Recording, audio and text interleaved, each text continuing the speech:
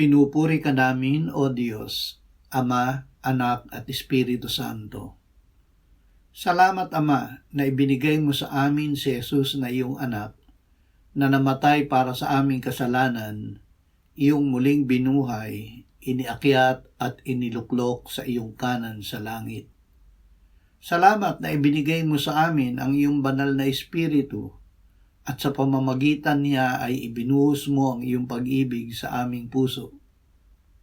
Ama, ang iyong salita ay buhay, nananatili at natatag sa langit magpakailanman. Ayon sa iyong salita, kinailangan ang iyong anak ay mamatay at muling mabuhay.